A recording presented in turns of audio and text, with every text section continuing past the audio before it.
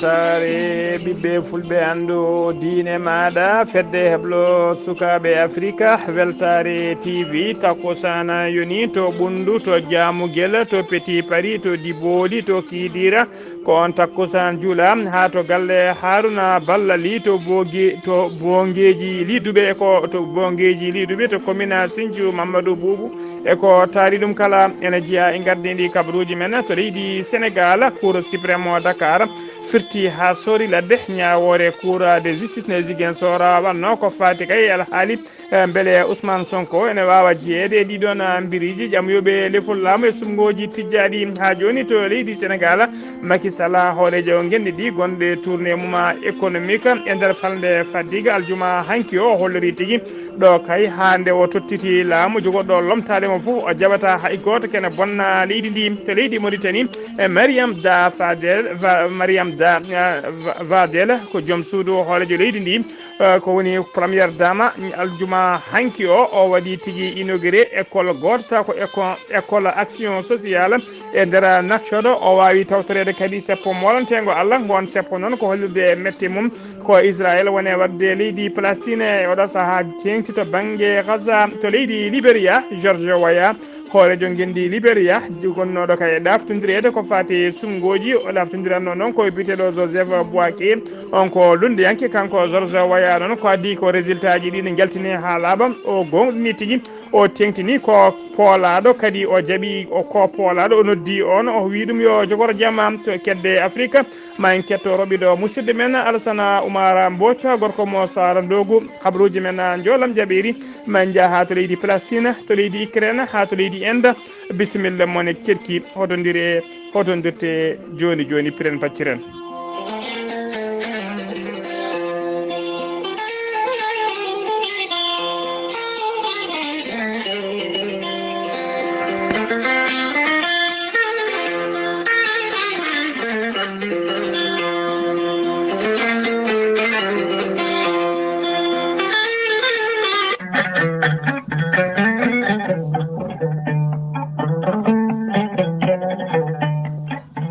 aadi bil aadi salade aadi ɓuuri firtude aadi ceerno Djiby Sy wi ko firtata aadi hakkude mum e jayde weltare ɓiɓɓe fulɓe andu diine maɗa ceerno Djiby Sy ko wittiyanke leɗɗe ko safriyanke safruji fina tawa ceerno Djiby Sy ko jaadiɗo ɓalawal e donowal kala ceerno Djiby Sy ko laaɓɗo reedu malaɗo wune cafro rafiji kewɗi ɗi jiida cirol ceerno Djiby Sy ene Allah ne rokki ɗum do gandal hande e mbawka wawde yaltinde dendagal rafiji comotoɗi e nder reedu neɗɗo taw ko rafiji ɗi ɗo foti oppirede yaltine o rokkuma leɗɗe so tawi a waɗi no wiruma ni mborosaji ɗi e rafiji ɗi foof jalta ha laaɓa tawa reedu ma sekaka ceerno Djiby Sy ene safra rafiji kewɗi ɗi jiida cirola omo jogui leɗɗe fannuji tati hen fannu goto sa ƴetti ɗum fodde sappo e tati rafini yalta ma ha laaɓa fannu goɗɗo ko sappo e jeenayi rafini yalta ma ha laaɓa fannu tataɓo waddete koye gawri samme walla gawri suuna so tawi a waɗi no wiruma ni rafiji kewɗi ma jaltuma ha jiira guite maɗa ceerno Djiby Sy ene yawrani ɓe rewɓe ronkuɓe sowade e rewɓe dartoraɓe kala rewɓe joguiɓe ellaji musoji omo yawrani kadi ɓe rewɓe sattoraɓe dewle ceerno Djiby Sy ene safra dendagal rafiji gorago kala guila ustoraɓe gorago yawɓe yitade koye men ha e jippiɓe leece kala e on fannu kadi ceerno Djiby Sy ne jogui leɗɗe biteɗe muuɗa hirda ƴettat ɗum joni joni jiiɗɗa hoorema hano hannirta ni ceerno Djiby Sy ne jogui pegge usula pewnaɗe bawɗe neldede kala leydi e kala continent ko ɓeydoje arsigaji pirtoji dabaruji ceerno Djiby Sy ne yawrani ɓen sagataɓe ɓe arsigaji men kippi ceerno Djiby Sy ko bawɗo listihara ko indema inde nenema dokkatamo o haala ko woni e nder ma ha mbiya yoni ceerno Djiby Sy ne andina dendagal waɗanteɓe listihara so tawi ko tawateɓe nder leydi Mauritanie ko ujunere mbuɗo oguya so tawi ko tawateɓe to leydi Sénégal e dendagal leyɗele ñamoje franc CFA fala ko 400 mbuɗu woni 2000 franc CFA e on fannu ceerno Djiby Sy ne jogui numéro Wave e numéro Orange Money ko numéro makko kadi appelé nder leydi Sénégal kala jiɗɗo waɗnede listihar walla jiɗɗo jokkodirde e makko koye on numéro mbatta ko 00 221 78 128 35 98 so tawi noon ko yidɓe yewtidde e makko to banggue WhatsApp ceerno Djiby Sy jogui ko numéro mum leydi Mauritanie mbatta ko 00 222 47 22 80 84 ceerno Djiby Sy ne wiye dendagal kilne mum noddoɓe kala sahade donka hebdemo wona salade ƴettude ala ko hewrede tan yo jomum waɗ insisté ma hemmoɓe jewtide hano hannirta ni ceerno Djiby Sy ne andina dendagal kilineɓe mum base makko tawtede to Nouakchott ne golla ene tawe ɗon mi ñii kono wiye ceerno Alassane Sy ceerno Alassane Sy numéro mum ko 32 62 04 99 ceerno Djiby Sy ne tawe oɗo saaha joni to Agnam Siwol e nder leydi Sénégal galle makko ne tawe e dande goudron sara agence mawɗo weevo mo Agnam Siwol dendagal autoji paaɗi Dakar e ummide Dakar ne payi Fouta ko damal galle makko ndewata ceerno Djiby Sy ne andina dendagal kilne mum o maddi leɗɗe kese pulla leɗɗe ittoje seero so tawi a ƴetti ɗum dendagal yoro gonɗo e reedu maɗa seero kala iwat ha laaɓa e ñonkoto gonɗo e nder reedu ma kala iwa ha laaɓa omo jogui kadi leɗɗe e kese pul a jubbat hen cetta mbaɗa e kasma ataya walla mbaɗa e barrade so tawi a yari ɗum ñonkoto kewɗo ma gase ma ha laaɓa kadi ɗen leɗɗe ɗe moƴƴe ndewago e ɗum ɓeyde kadi gorago hano hannirta ni ceerno Djiby Sy kolla abɗo reedu mala ɗo wune mbadden danɗo faade makko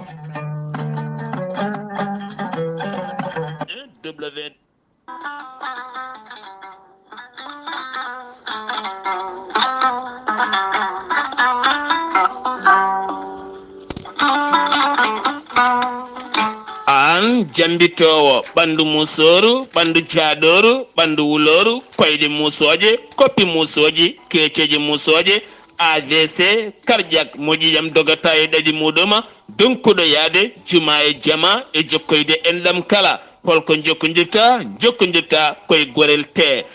te heɓe hutortoɓe ɗum jokkodiri e gorel te kolliti oɗo saaha koɓe jalbitanno duuɓe kitale kala ɓe mbi'i alhamdulillah gorel te ko kawisaji mawɗi ko haa ko iwru ko to koridinoro ari ko wallude e safrude ha moni kala yiito hen hoore muɗuma gorel te a ittat ko jamireɗa mbaɗa e ndiyam gulɗam aɗa yara aɗa yiito hen cellal ɓandu maɗa ala effet ala rewam ala haydara ko haako tan wacca ko fewna ha feewi aɗa yara ene lawƴa kala ñabbuji gonnoɗe nder ɓandu maɗa an jiɗɗo jokkodirde e tongoɗe gorel te walla ni site gorel te janggana hoore maɗa ko jangta e gorel te jahata koto internet a tappa toon www.gorelte.com joni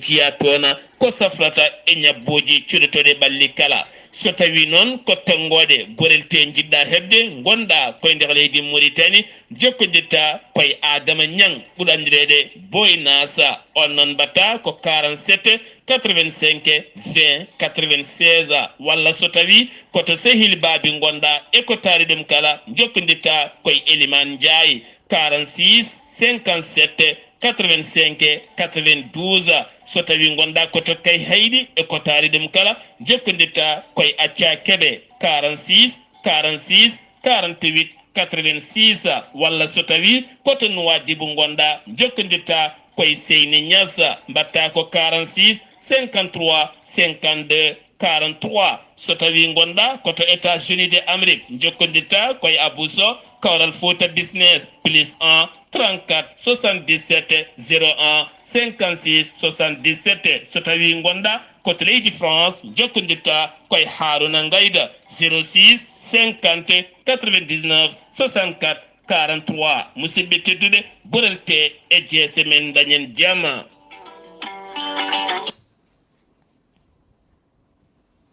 Yettode kaburuji mon e ɗemngal pulaar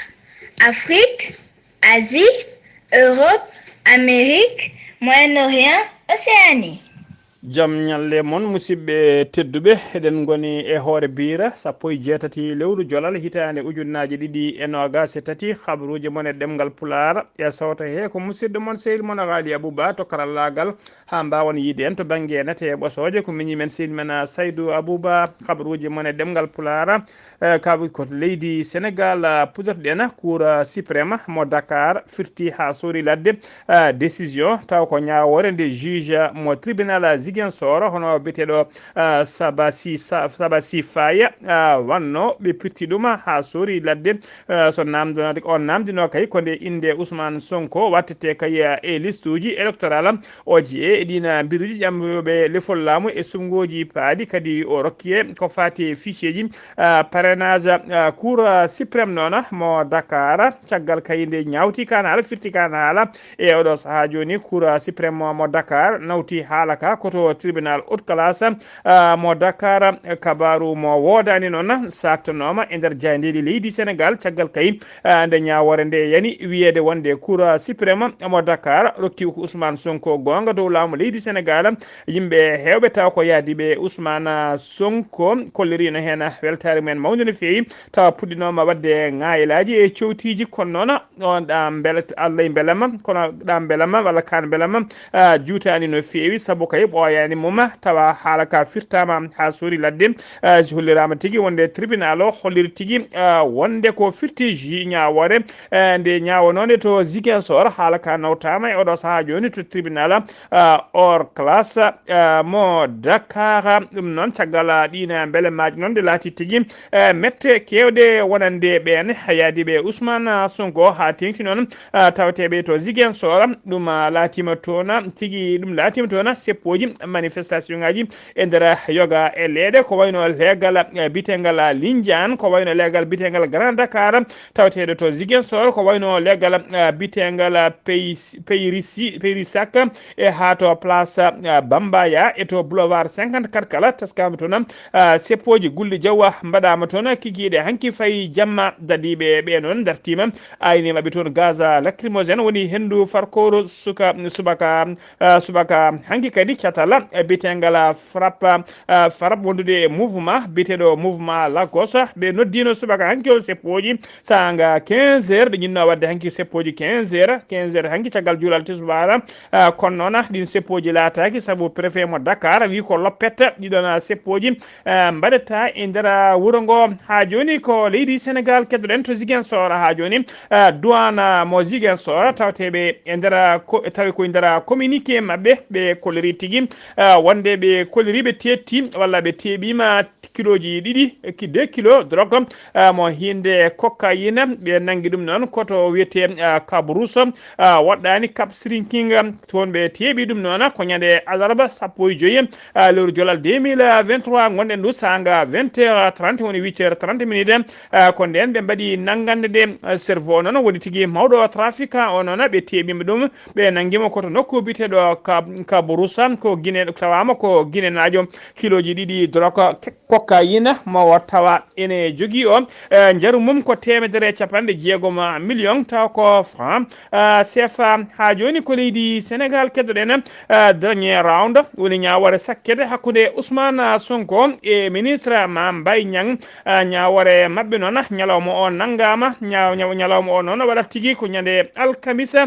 no gasi tati lewru jolala hitande ujunnaji ɗiɗi e no gasi tati siftinde on noon Ousmane Sonko e on fannu taƴananoma ñawore e taƴananoma kay taƴananoma e oɗon alhaali guila kay altine jeetati lewru me en appel tawa ko ñawore peine de 6 mois avec sursis de prison et amende mo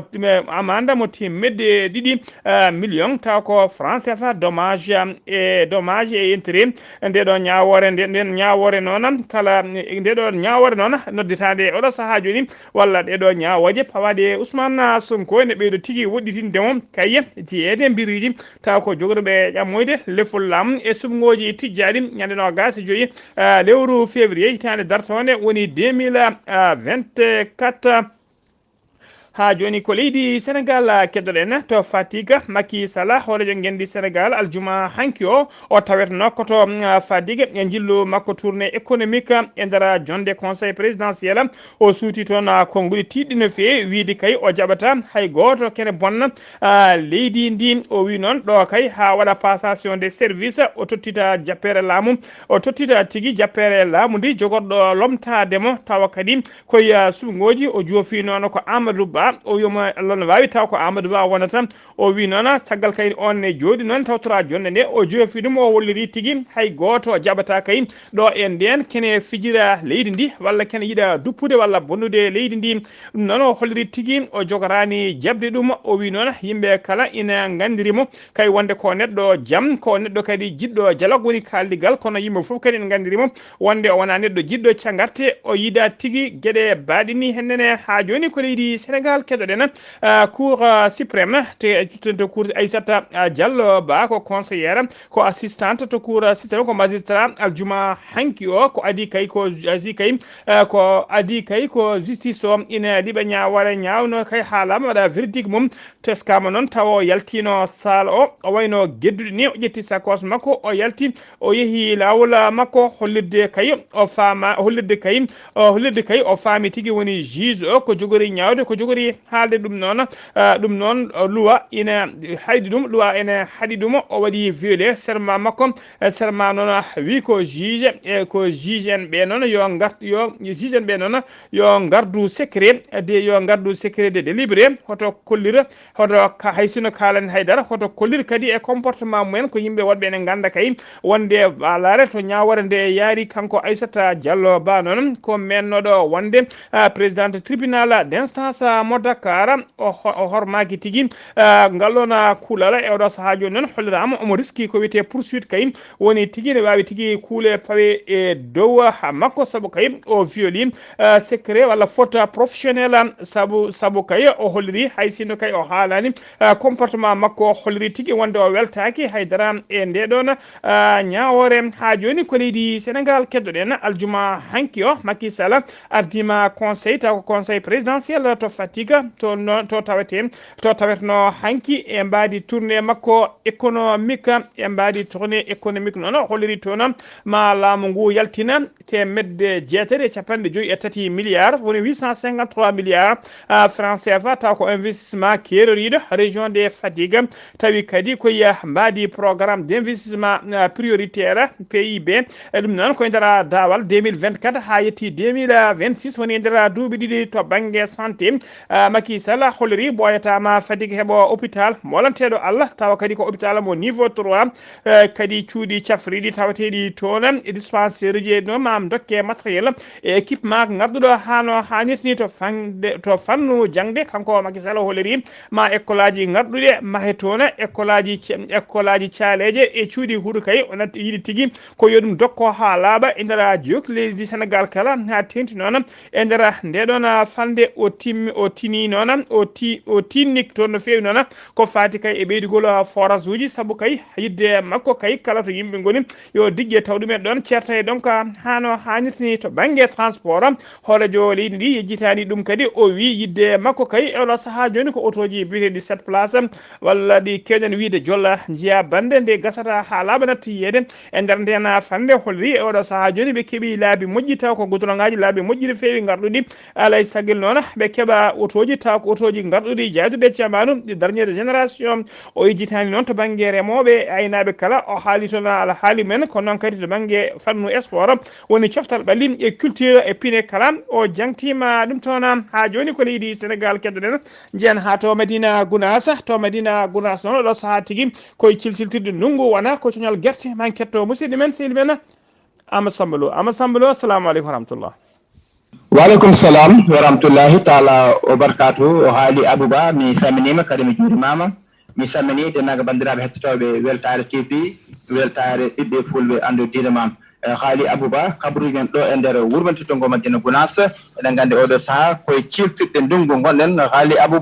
wadde noon ɓen ɓe ganduɗa ko heɓɓe banggue duggere guerte kodiri oɗo saha leydi en yoori en jillima yoga kolade duggorde ene tiiɗi nde wonno wayri tobde fodde lewru fawdu walla lebbi ɗiɗi wadde noon duggorde ko joni yonti ɓe hen gayni ɓe hen ko hen goni ha tengti ɗon ɗe guesa ceerno e jam Tidiani Ba haalliwo tottiɗo Madina Gounass guesa ba eɓe yaaji kono kadi koddiram kadi leydi ene yoori guresaraji ɗe e wuttude Madina Gounass bandiraɓe kala en dawto kala e saaha ko noon kadi ɓe wawam ƴeewede secteur mo ganduɗa ɓen mo ganduɗa e ballal icon ɓe ganduɗa ko jogitiɓe fewnugol laabi woni gotelŋaji ɗi luuɓi ceerno secteur no mawɗo mo ganduɗa ko ndiyam watta hen yeehe ene roose e nder guerte ɗe kono kadi bandiraɓe mbawa arde dugga ɗum taw duggande ene wawa rewde lawol to hay yettere wotere heddira ko leydi wadde noon ko noon waɗa ɗeɗo balɗe kala bandiraɓe kala ene mbaɗen golle tiiɗe kono kadi golle mantide Ghalii Abuu Ba non kadi Ghalii Abuu Ba fondation ceerno wolle no ganduɗa en deftere maaji jumaji e jamaji ɗeɗo balɗe ɓe jabtiɗen fodde jamaji ɗiɗi ene wettude Madina Gounass golle mum gasi paari ha ɗen kam caabi mbawi rokkede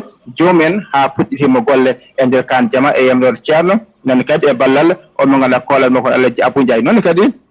e nder diwan mo Fouta fode foruji sappo pawɗi kanko ceerno Abdoulaye Wolde Ndiaye o heeɓi nokkude ɗum yoga guure e nder diwan mo Matam o wadde noon kanko Alaji Abou Ndiaye e seeɗa makko timmuɗo maɓe ndewan ɗo hande wuttude Madina Gounass gam wadde jillu fodde balɗe 6 ha balɗe 7 gam yaade e ɗina nokkuji ɗe mahno ɗe fewno ɗi forage uji wadde no ɓuuri hen heewde ko forage ji timmi gasi wadde no kamko Alaji Abou Ndiaye seeɗa makko ɓe jaaha ɓe dokkira ɓen caabi e ɗen guure ha goto kala wawi heɓde caabi muɗum kañum ko wawa fuɗɗade golle e nder forage muɗum e nder nokkum e nder wuuro muɗum non kanko Alaji Abou Ndiaye e seeɗa makko e yamrode ceerno ɓe mbaɗɗen golle fayidinde mantiniɗe e hande wonata jillu ngu o assiette mo kalten fewde toon to Fouta min Ghalii Abou mi salmini mi juurimama mi samdinagal bandiraɓe hettoɓe Weltare TV weltare ɓifuɓe andudinma en ciftal musidmen mo ganduɗa ko Amadou Issa ɓe keeɓe gorko mbotto mo ganduɗa Daka jattuɗo o en dawdima ɗum e nder ɗon ɗo Daka mo ganduɗa ko ceerno Tidiani mo ka heydi no yo Allah yurmomo yaafoma ha namo aljanna ɓoyen sakkanademo e donademo en dondinalngal ɓesgu makko ala kuɓal Ghalii Abou Ba ko musidɗo moon Amadou Sambalo ɗo Madina Gounass fewde Weltare TV weltare ɓiɓe fulɓe andu diine ma Ghalii Abou Ba Allahumma minama sabbalo galle ma jooɗi peewi takkusana juulama ha to Madina Gounass to galle ceerno Amadou Tijani Ba ko on takkusan juula ha to Kay Haydi to galle ceerno Amadou Tijani Ba ko on takkusan kadi juula ha to galle ceerno Sito Jawalde ko taari ɗum kala habaruji men ɗemngal pulaar sen mima to leydi Sénégal ko to leydi Mauritanie paɗena aljuma hanki 17 jolal hitande ujunnaje 2023 madame Mariama Fadela Dam kañum woni première dame gendi Mauritanie woni cuddiɗo hoore leydi ndi hono Mohamed Cheikh El Ghazouani o waɗi inauguré e nder Nouakchott lamorgo leydi Mauritanie école taw ko école nationale de l'action sociale golle mum noon ina jiya ɗena golle noon eɗen jeeya e programme ko fati mawnirgol manditare wattore capanɗe jeegom e tati wala ko fati e jeytari leydi Mauritanie woni 63e anniversaire manditare leydi anniversaire woni l'indépendance de Mauritanie école o noon ene waɗi 15 bureau administrative wondude e saluji ɗi kala sappo kalasuji sappo ene waɗi hen kadi kalasuji sappo ɗi noon ene jogui hattani jaɓɓade ha temedde 5 élève ine waɗi kadi saluji ɗiɗi polyvalente e wondude e saluji ɗi taw ko saluji to réunion watteɗi ene waɗi amphithéâtre woni salle mawɗo no fewi bawɗo yimɓe heewe ene waɗi kadi bibliothèque wondude e laboratoire uji ɗiɗi ene waɗi salle d'intégration sensorielle ene waɗi atelier d'activité manuelle ene waɗi kadi salle informatique e koɗanɗe jeegom ene koɗanɗe noon ko jangguinoɓe ɓe jeeyi ɗuma sara ɗon kadi ene tawe hen jardin d'enfant taw ko jardin d'enfant pilote ha joni ko leydi Mauritanie keddoɗen ingénieur Tal Mamadou suɓama tawi kadi ko leydi Mauritanie suɓimo o waɗama directeur général des ressources humaines catala bitengal ASECNA non agence pour la sécurité de la navigation aérienne en Afrique et à Madagascar ko ministère de l'équipement et des transports kañuma ɓayyini kabaro ministère de l'équipement et transport noon holliri tigui wonde délégation timmuɗo taw ko Mauritanie naɓe yehino to Brazzaville lamorgo leydi Congo tawi nawno ɗumen toon ko tawtoriede 72e session woni batu wattongu capanɗe 7 lawol taw ko conseil des ministres catala asegna ɗum wonno ko gila ñande sappo e jeenayyi e nogas lewru juillet 2023 o holliri noon on délégation jeyanoɗo to Brazzaville taw ko Mauritanaɓe darima darde fayde no fewi ha kay nomination oɗo ingénieur Mauritanajo biyeteɗo Talla Mamadou Ousouba o waɗa ko wiyete directeur général des ressources humaines ASECNA. Talla Mamadou noon inchallah mama ƴettata golle mum ko à partir de janvier 2024 siftinde o noon ASECNA ko établissement public international o tafa catal ngal tafa ko guila ñande sappo e ɗiɗi décembre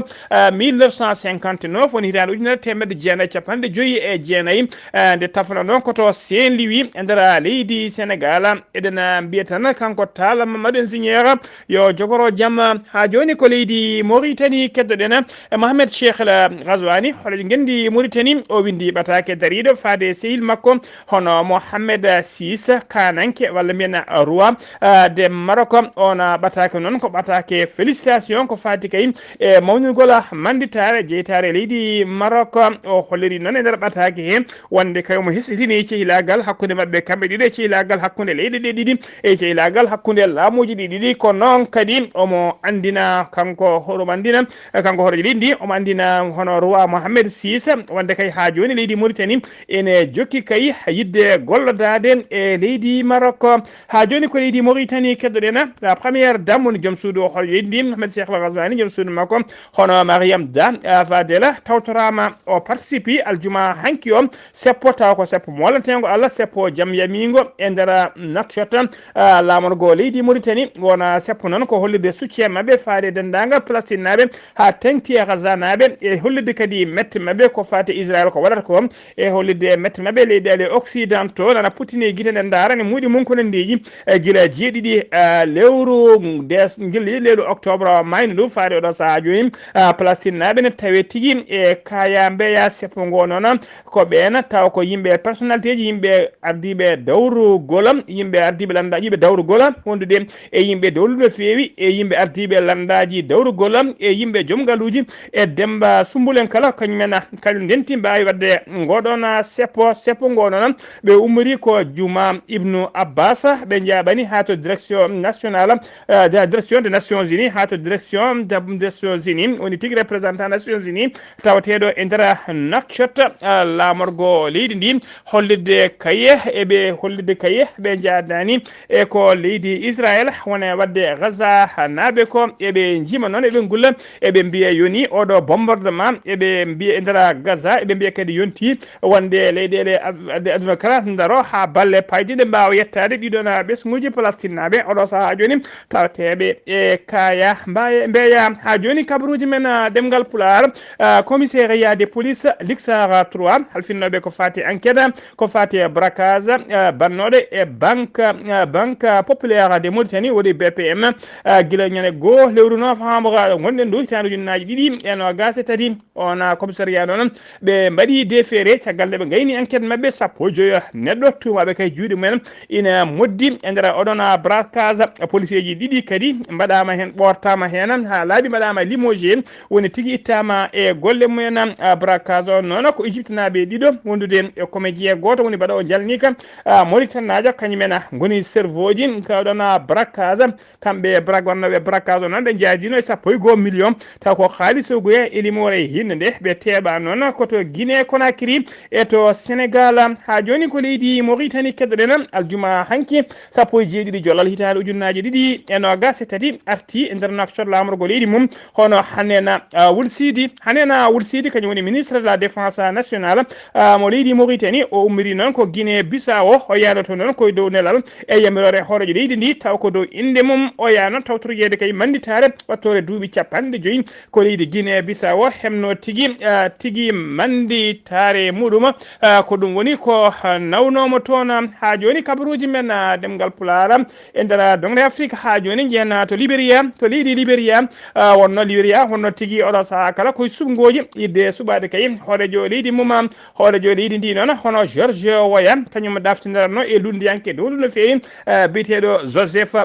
Boaké kanko George Weah noon George Weah ɓesgu leydi ndi noon ko ɓesgu leydi ndi kala koye tigui kettuki wonno ko fati résultat ji mabɓe kay saabu fodde 9 piccal 5 fuɗɗinoma yaltude e nder sumgoji he ko Joseph Boaké noon lundiyanke o ko kañum henno yesso heeɓino 5 piccal 89% woni 50,89%. George Weah heranno ko 49,11%. kanko George Weah noon holoji ɗi o fadani tigui ha résultat ji ɗi gasa ha laaɓa walla ha kuura tigui nodda hollirde wonde kañum wonde tigui halfinaɓe ko ha seni holla tigui wonde ko kanko George ko biteɗo Joseph Boaké gagni taw kanko George Weah o ƴetti o hucciti tigui e radio taw ko radio public o haali tigui wonde o jaaɓi o hawama o jaaɓi tigui wonde ko biyeteɗo Joseph Boaké lundiyanke mo ɗaftodiranno ko kañuma heeɓi polgu e oɗo saaha joni laatima horejo leydi omo wi ɗum tigui yo jogoro jaam kanko jogoro jaam kanko George Weah noon holliri tigui wonde mo ɗaftodirano hono Joseph Boaké ene ɓuurimo fodde no gasi 6 ujunere kartal ko ɗum woni ko woni hakkude mabɓe kabaruji men ɗemgal pulaar kedde Afrique roɓiɗo kedde Afrique ma en ketto musidɗo men sehil men hono Alassane Oumar Mbodj gorko mo Sara Dogo. Alassane Oumar Mbodj jam assalamu aleykum wa rahmatullah. Alassane Oumar Mbodj assalamu aleykum. Waaleykum salam wa rahmatullahi taala wa barakatuh. Ghalii Abuu ko tonguɗen e dongre Afrique e ñalawma hande hoyre-biir 17 lewru jolal ujunaje 2023 puɗɗen ko leydi Mali gila ɓe dañi polgu taw kadi ko honñankoɓe faama ɓe leydi Mali dañi polgu toto kidal 14 lewru hono jolal ujunaje 2023 ɗum noon ko wallodirde e ɓen taw kadi ko leyɗele hono ɗiɗi hono Burkina Faso wondude e leydi hono Niger taw noon koye e dow surruɓe ballidiɓe ɓe piññinaki wonde ko kamɓe balliɓe e wawde kay yaltideɓe e oɗo fatra mus ɗum noon e wallodirde e Wagner en ɓe leydi hono RIS ɗum noon Niger walliɓe taw kadi ko avion de chasse wondude kadi e kamɓe Burkina Faso kamɓe balliɓe kañumen e dronaji e ɗum noon eko nandi hen ɗum noon ɓe mbawi kadi wallidirɓe nde tawno guila lewru septembre ɓe mbawi hono nandirde e koye mabɓe kamɓe kay ardiɓe honyankoɓe ardiɓe hono leyɗele ɗe tati woni leydi hono Mali leydi hono Burkina Faso leydi hono Niger ɓe pamodiri e koye mabɓe wonde kala leydi memadi ndi tawno yo ndin ɗeɗo keddiɗe yo ballu kadi ndin jaradi ndi ɗum waɗi kamɓene ɓe gaddi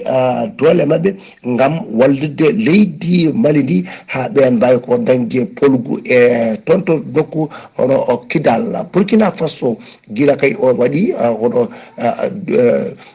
lebbiɗo kewɗi no fewi kono oɗo li taw kadi ko ligne laana mabɓe jordi yahanno ka hakkude Burkina Faso e leydi hono Côte d'Ivoire koko dartino guila kay ujunaji ɗiɗi e nogas guila e kay saga kay ono Covid o ɗum noon ɓe jiiɗi kay ko ƴettidde laana ka matama waw yaade hakkude leyɗele ɗiɗɗe kono oɗo saaha ñande mawde 17 lewru jolal ujunaje 2023 ka fuɗɗima kay yaade hakkude Ouagadougou e Bobo Dioulasso ɗum noon taw kadi o jonnani kadi kono passager ji kono noon o wawi kadi yaade toon waɗini kono beelam e on nokku ɗo ko yarano ni nde tawno wonde aɓe daña hen gartam kewɗam no fewi leydi noon Côte d'Ivoire woni koye keɓugal e fewnitade mata laanaka ma wattu yaade toon guila noon laanaka fuɗɗi yaade hakkude leyɗele ɗiɗɗe ɓooyi no fewi ko guila fuɗɗi ko guila e hirande 1954 laanaka wawi kay yaade hakkude leyɗele kono ɗiɗi ɗe toon to Côte d'Ivoire toon dey ko ari kona bejje ko rutte joomum ko e gila nden e oɗon saaha hay goto ardaki landaka joni ɓe giɗi kadi ko yidde ƴewde e hono gardiɗo ko landaka ɗum noon waɗi ñande aljuma nde woni mawde 17 lewru jolal ujunere 2023 candidat ji hono 5 ko foof yiiɗi ko ardade landaka noddete ko wona PDCI wona gardiɗo landaka mbaɗa waw kadi yantude e ɓen taw kono foɗotoɓe ardade kono leydi ndi ɗum noon Allah sago taw ko goto wawa kadi suɗede ɗo e 19 lewru décembre ujunaje 2023 o noon taw kadi ene wawa wallude landaka ene wawa kadi toppitade landaka ha wuura tigui rigui ha ɓuura kadi ko wurno ko ɓeɗo candidat noon jeeya noon ko kamɓe puɗɗi ɗum ɗon ñande 16 jeegom lewru décembre Somalie toon dey ko keɗele mawɗe goni toon ko toɓoji kewɗi doole no fewi gari toon ha waɗi noon hono mayɓe fodde 31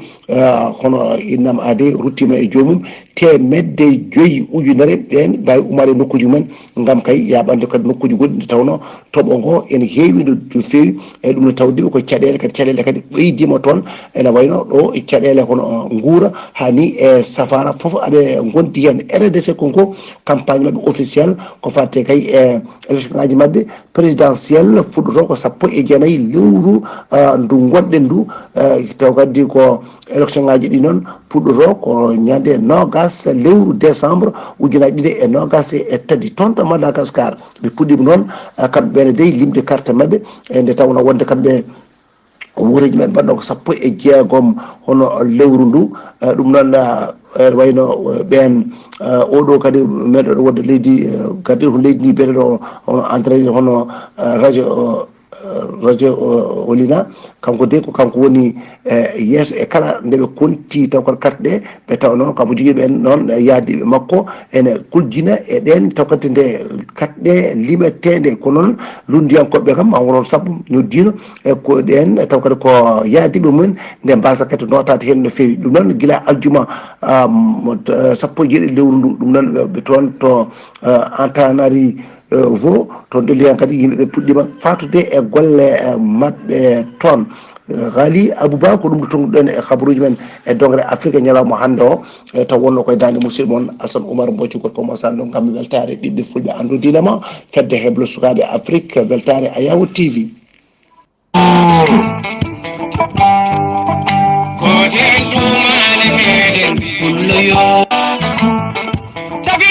men adi plagu jango be plar fanori be fina tawa binje baake adadi mabbe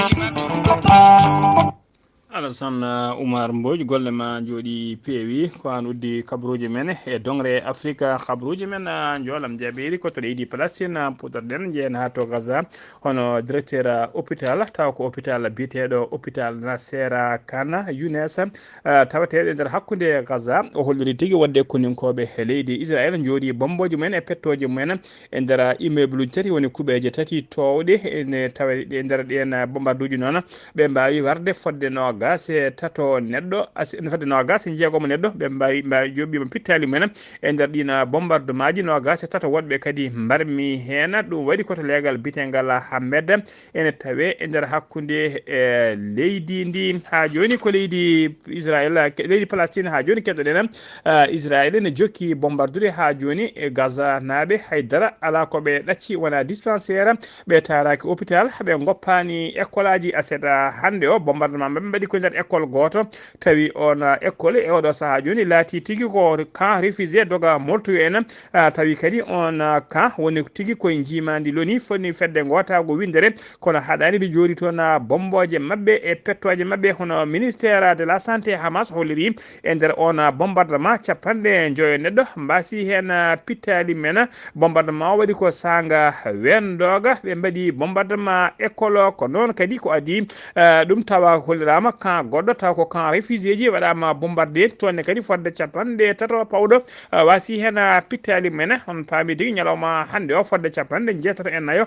ko wasi pittali men e bombardement ji ɗi leydi Israël waɗi e nder Gaza ha joni kabaruji men ɗemngal pulaar ko leydi Ukraine paaɗen laamu leydi Ukraine holliri tigui wonde laamu leydi Russie ina jogui kadi ne ɓeydi no fewi woɓadde janguji taw ko janguji drone aji e nder Ukraine oɗo saaha ha tengti noon e jamma beɗɗo ɓe kolliri jamma hanki